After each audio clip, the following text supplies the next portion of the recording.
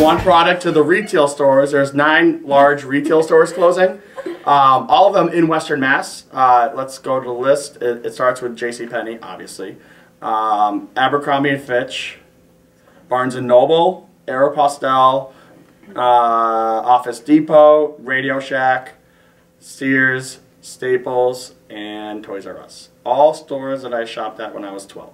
Well, it's similar to Ace Hardware. It's like, how are they advertising? A lot of people used to get the flyers in the Sunday paper, and the world is changing. Well, people are buying online now. And for example, Staples, they're closing a retail store because over 50% of their business now is done online and not in the retail store. Yeah, a lot of these retailers are suffering from customers going in and showrooming and then going home and buying online. Yeah.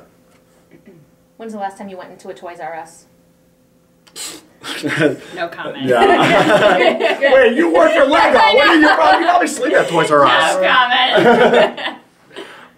Yeah, I mean, I think especially locally, and I see it in Western Mass where people are wanting to go to local businesses compared to the big box stores, and if they have to shop at them, they will. But I mean, I haven't seen a Toys R Us locally in forever. They closed the one at the Holyoke Mall, and they made it into a big change. And a lot of people search what they want on the web without even going to a specific store. They just put in their search bar whatever the product, and then they look for the cheapest price, and that's it. Right. Well, like, I mean, even like RadioShack, they did that Super Bowl commercial where they were going back into the 80s, and, you know, the 80s want their store back, or whatever it was, but that didn't help them because they're still closing over 500 stores, and they're, I mean, it's hard to compete in their arena.